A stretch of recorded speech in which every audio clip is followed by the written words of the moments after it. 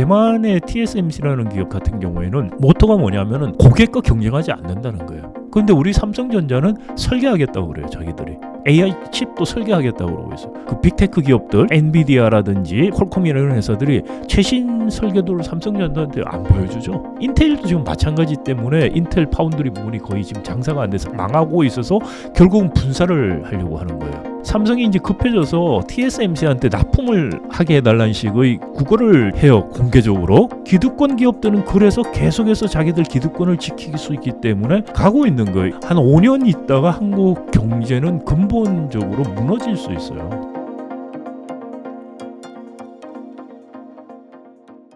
사실 뭐 앞서 일부에서도 이야기해 주셨지만 지금 뭐 각 산업군이 많이 있지만 지금 전 세계적으로 좀 각광받고 있는 산업군은 AI 분야가 아닐까 싶습니다. 지금 많은 국가들에서 많은 돈을 투자하고 있는데 앞으로 10년간 이게 이어질 거라고 보시나요?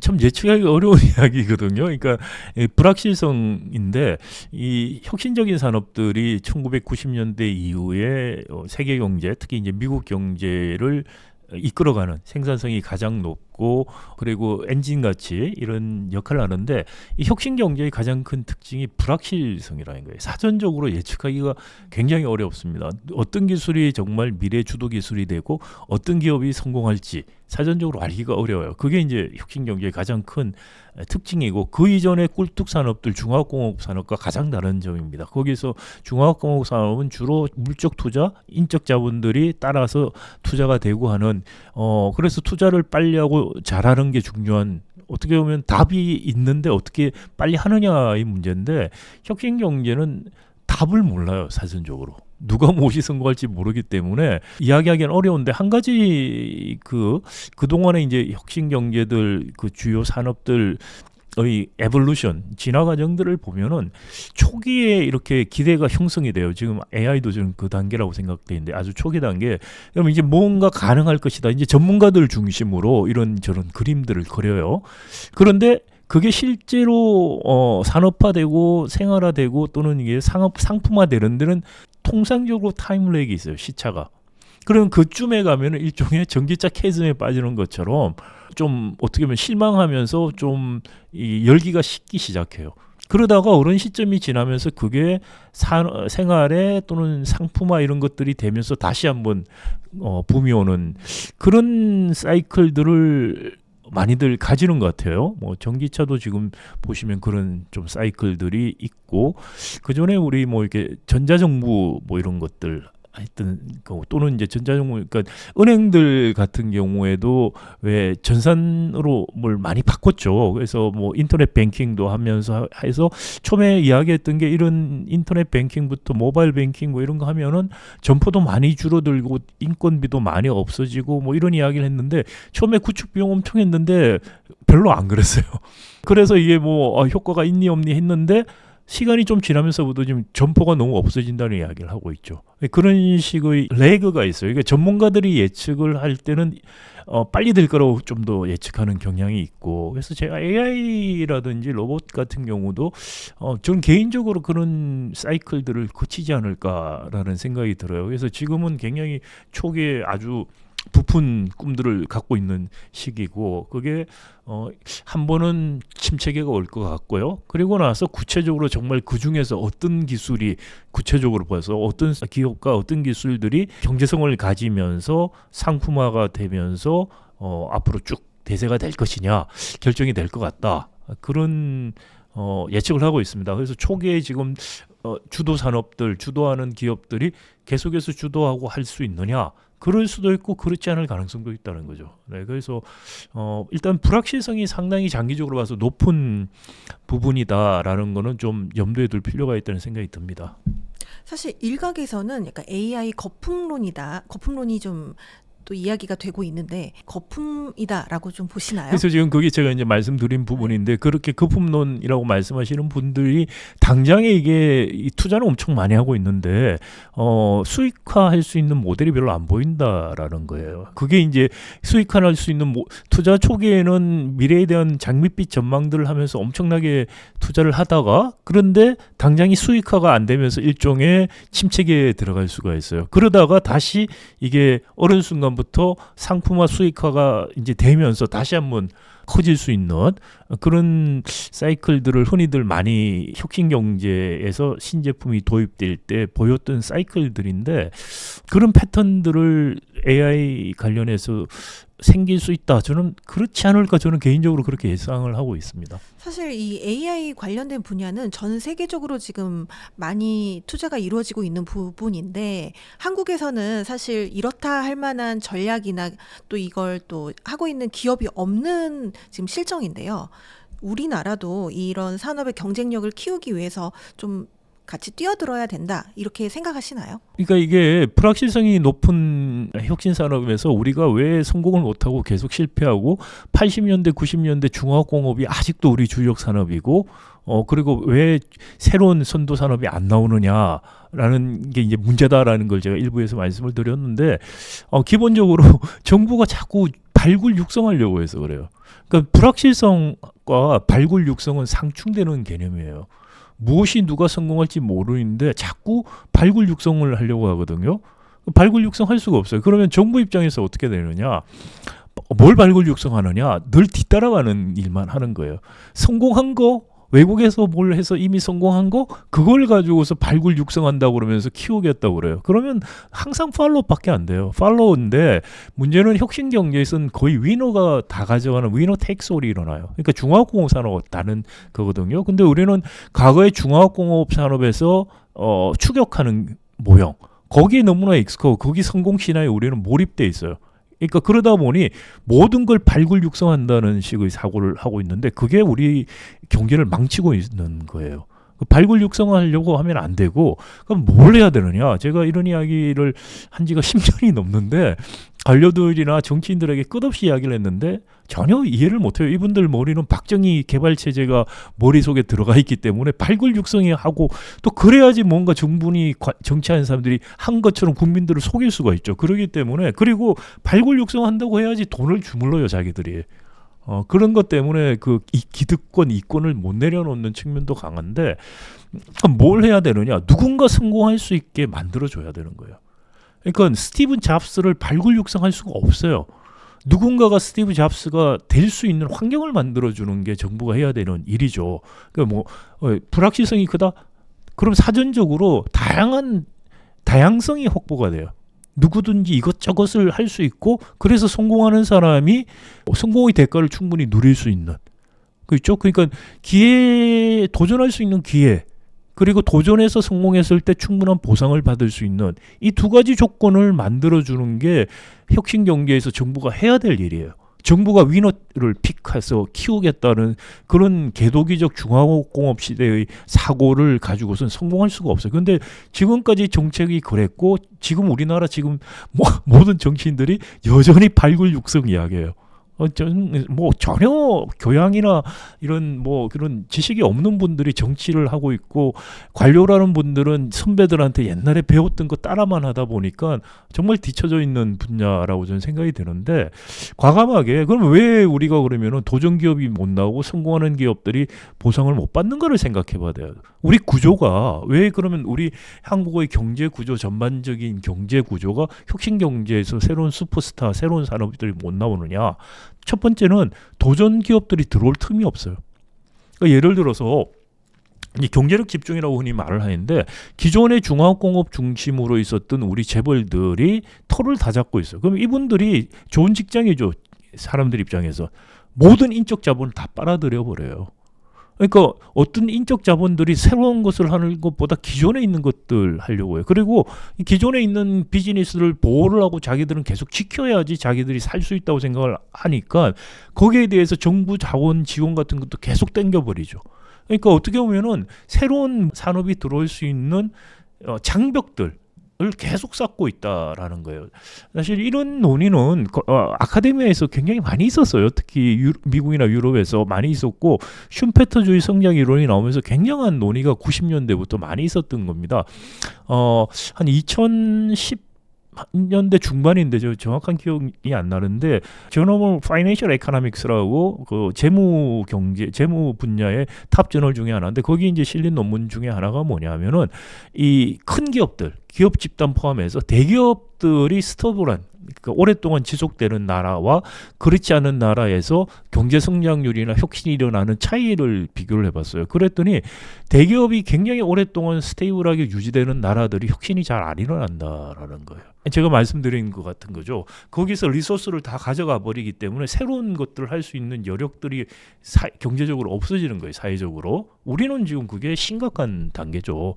그러니까 2000년대 위로 10대 수출 품목들 중에서 새로운 품목으로 들어온 게 거의 디스플레이하고 하나가 두 개가 있었나 디스플레이밖에 없었나 지금 정확히 기억이 안 나는데 거의 바뀐 게 없어요. 그러니까 주력 산업이 안 바뀌었고 주력 품목 자체가 안 바뀌었어요. 디스플레이는 이미 중국한테 대체되고 있는 산업이에요. 그러니까 그 정도로 우리는 훨씬 더 심각한 경제력 집중의 문제가 있어요. 이게 해소가 안 되면은 사실 혁신 경제로 가기가 어렵고, 그다음에 또 그 안에서도 보면은 지금 기술 탈지, 단가 우려치기 이런 것 때문에 중소 중견기업들 소부장 이런 것들 할 수가 없죠. 그다음에 반도체만 한번 보면은 AI 관련해서 우리 반도체 HBM 말고는 다른 분야 왜 안 되느냐? 타이완하고 대만하고 비교해 보면 대만의 TSMC라는 기업 같은 경우에는 모토가 뭐냐면은 고객과 경쟁하지 않는다는 거예요. 그러니까 위탁 생산을 하는 거죠. 그러니까 반도체 설계 회사들이 주면은 자기들은 잘 만들어서 납품하는 거예요. 그런데 자기들이 설계하려고 안 해요. 그 이해상충이 생기죠. 고객사가 설계회사가 설계도 하겠다고 하는 회사한테 맡기려고 안 해요. 그런데 우리 삼성전자는 설계하겠다고 그래요. 자기들이. AI 칩도 설계하겠다고 그러고 있어요. 그러면은 그 빅테크 기업들, 엔비디아라든지 뭐 퀄콤이나 이런 회사들이 최신 설계도를 삼성전자한테 안 보여주죠.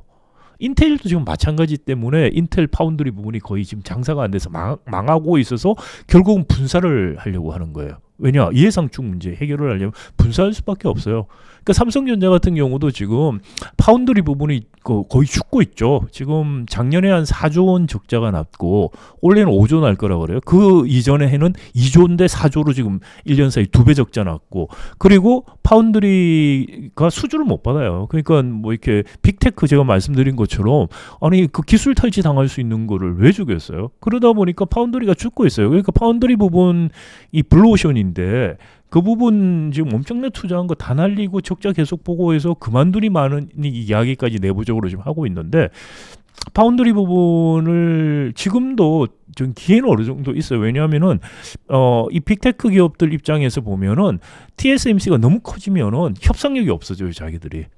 그러면 경쟁을 시키고 싶어요. 그러니까 세컨 소싱을 하거든요. 그러니까 세컨 소싱을 지금 그나마 할 수 있는 게 삼성전자가 아직도 기회가 있어요. 그리고 만약에 인텔 파운드리 부분이 만약에 세컨 소싱을 한다, 그럼 삼성전자는 가능성이 없어져요. 제가 보기에 얼마 안 남았어요. 아주 작은 그 윈도우즈 오퍼튜니티 기회의 창이 있는데 그게 닫히고 있어요. 급하게. 그거 급하게 지금 삼성전자는 분사를 해야 돼요. 제가 작년 9월부터 12월 초까지 한 3개월 동안 삼성전자 앞에서 1인 시위를 했어요. 분사하라고. 그러니까 삼성전자 마지막 기회다. 제가 삼성전자 CEO들한테 3년 반 전에 이야기를 했었어요. 제 말 듣지를 않았어요 그때. 왜냐하면 지금 TSMC를 쫓아갈 절호의 기회가 생겼다 그때 3년 반 전에. 그래서 분사하고 그다음 설계 부분 최소한 매각하라 그랬어요.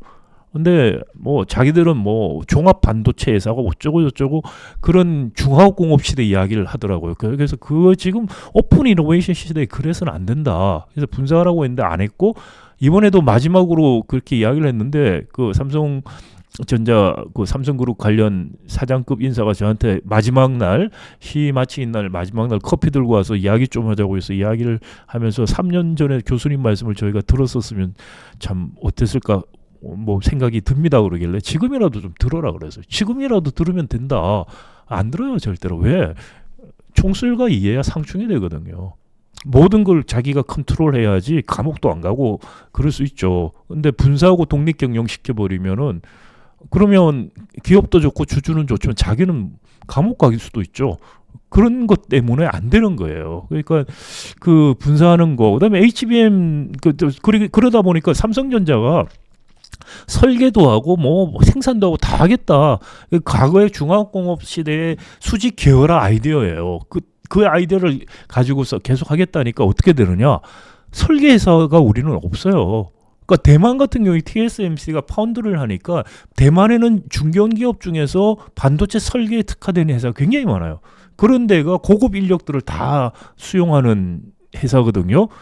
그런 회사들 기반으로 해서 엔비디아 같은 것도 나오고 하는 거예요, 사실은. 그런데 우리는 없어요. 그리고 국내에서 설계 좀 잘 하는 회사들은 파운드리 위탁 생산을 대만 회사한테 맡겨요. 삼성전자한테 맡기면 기술 탈취당한다고 안 맡겨요. 그러니까 그것들을 바꿔줘야지 AI 칩 설계 어쩌고 저쩌고 이런 회사들이 나오는 거예요. 근데 이 구조는 두고 정부가 누구 찍어서 돈 주니까 설계하라? 그럼 뭐 어떻게 할 것 같으세요? 기존에 성공한 거 뺏기는 것밖에 안 해요. 그러니까 어떻게 하면 국산화하는 정도. 그러니까 영원히 추격하는 거예요. 그렇게 돼. 그게 지금 우리 뭐 과거 무슨 민주당 국힘 상관없습니다. 정권하고 상관 전혀 없이 똑같은 일을 했어요. 뭐 사실 이재명 대표가 뭐 민주당은 보수다, 뭐 중도 보수다 그랬는데 사실 고백이라고 생각해요. 경제 정책만 보면 다르지 않아요, 사실은. 그러니까 박정희주의자들이고 기득권 중심적이고 그런 식의 정책들을 민주당 정권도 계속 해왔어요. 뭐 바꾼 거 하나도 없고요.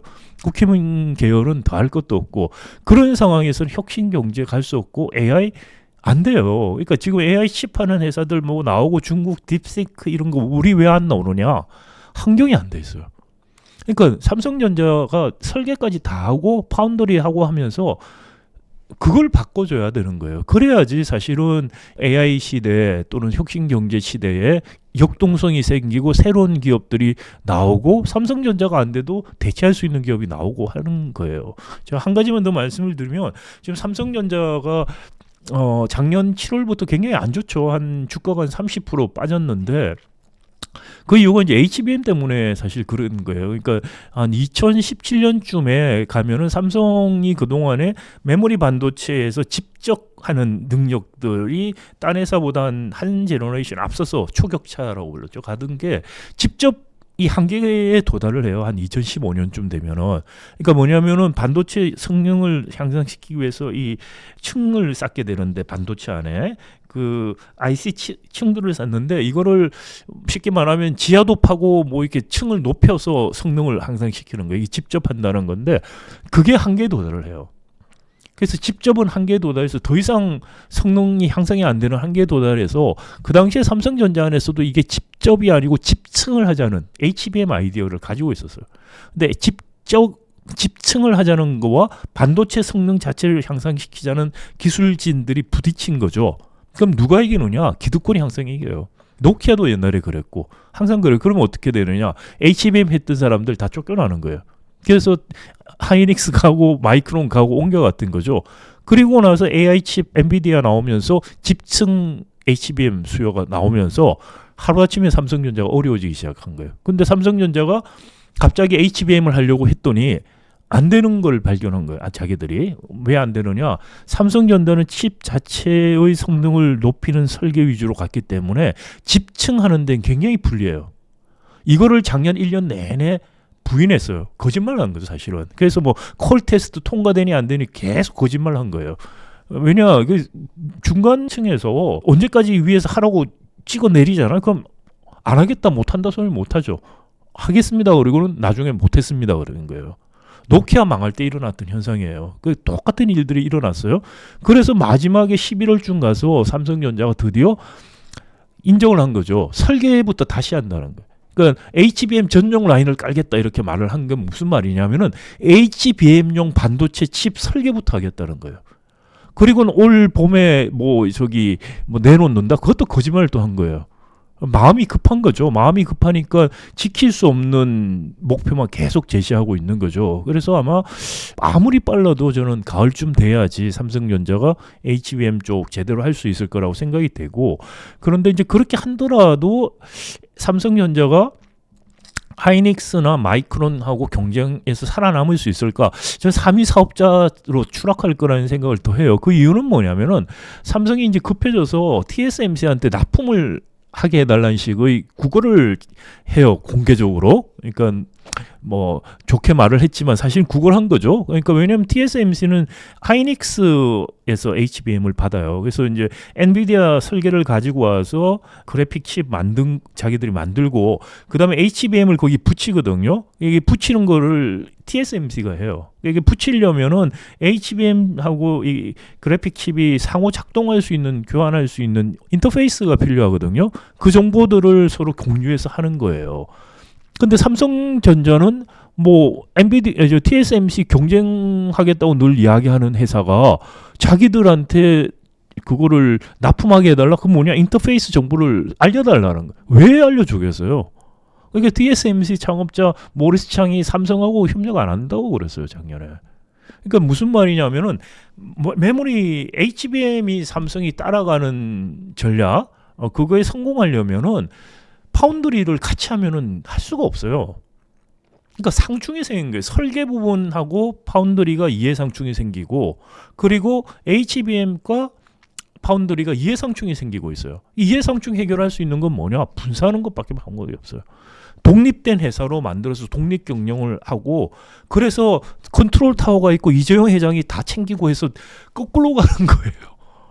그 옛날식의 방식으로 지금 가자는 식의 이야기들을 계속 하고 있는데, 이게 전혀 사실 이게 기술이나 이거 무슨 이 경제적인 상황의 변화 같은 걸 전혀 인식들을 못하는 분들이, 과거에 박정희 시절 잘 됐는데 그거를 계속하면 지금은 경제도 발전했고 환경이 바뀌었기 때문에 안 돼서 문제가 생겼다고 지금 이야기를 하고 있는데, 하는 말이 박정희 시대로 돌아가자고 이야기를 하고 있는 거예요. 그런 것들, 그런 게 사실은 왜 한국의 AI 칩들, AI에서 뒤지느냐를 설명해 주는 거예요. 그걸 바꿔야지 바뀌는 건데, 그런 근본적인 걸 하나도 안 바뀌고 그 다음에 무슨 정부가 보조금 주고 무슨 돈 줘서 바꾸겠다? 그런 실패, 지금 20년 동안 혁신경제 한다고 해놓고 실패했던 것들을 그대로 반복을 하고 있고, 우리 정치인들은 알지도 못하고 관심도 없어요. 그래야지 자기들이 뭐 하는 것 같고, 관료들은 그래야지 뭐 하는 것 같지, 대국민 사기극들을 지금 하고 있는 거고, 기득권 기업들은 그래서 계속해서 자기들 기득권을 지킬 수 있기 때문에 가고 있는 거예요. 이렇게 가면 제가 말씀드린 것처럼 한 5년 있다가 한국 경제는 근본적으로 무너질 수 있어요. 정말 심각한 지금 상황에 있다. 지금 또 많이 늦었는데 마지막으로 회피할 수 있는, 이런 위기를 회피하고 새로운 우리가 성장할 수 있는 기반을 만들 수 있는 마지막이 지금 한 5년 전은 남았다 생각이 되고, 굉장히 사실 지금 중요한 시기인데 모든 국민은 정치에 과몰입돼 있고 경제 문제 별로 관심 없고, 경제 문제 관심 있다고 이런 유튜브 보신 분은 자기 돈 벌 생각밖에 안 해요. 근데 그거 나라가 무너지면 대부분 사람들 가난해져요. 바닥이 무너지는데 무슨 거기서 혼자서 살겠다고, 지금 그런 이야기 제가 하고 싶어서 나왔습니다, 사실.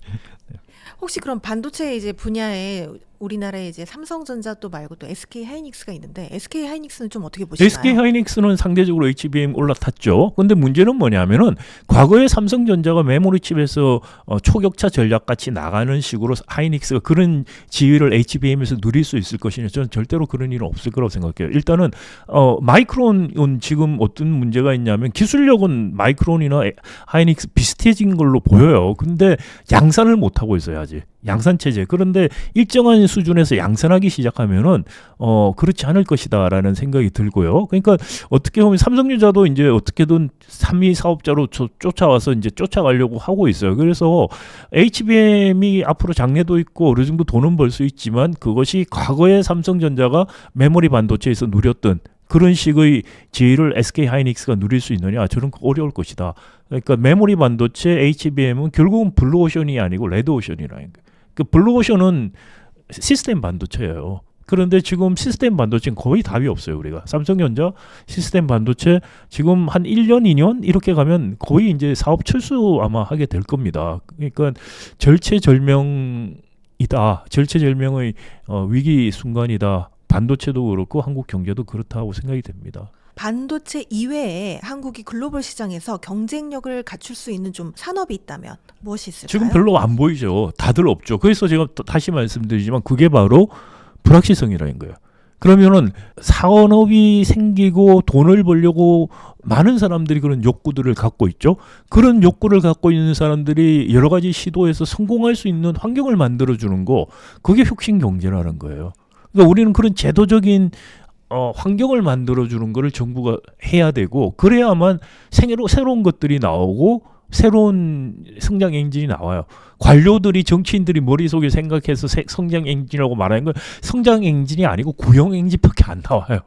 정말 스티브 잡스가 나올 수 있는 환경, 그 뭐냐, 진입 퇴출 장벽이 적어지고 경제력 집중돼서 모든 자원을 다 흡수해버리는 기득권자들이 없어지고, 그래서 새로운 아이디어 가진 사람들이 실패하고 성공하고, 성공하는 사람들이 또 대박 칠 수 있고, 이런 것들을 일어날 수 있는 환경을 만드는 게 정부가 해야 되는 일이라는 거죠. 추상적인 이야기지만 제가 앞에 삼성전자 가지고 구체적으로 말씀드린 것처럼 그런 구체적인 제도적인 규제적인 측면에서 해야만 가능하다.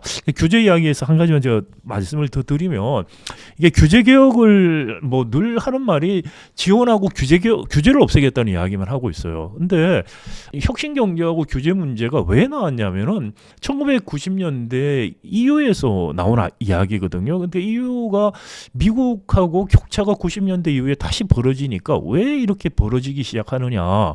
80년대 말까지만 해도 2차 세계대전 이후에 격차가 줄어들다가 다시 벌어져요.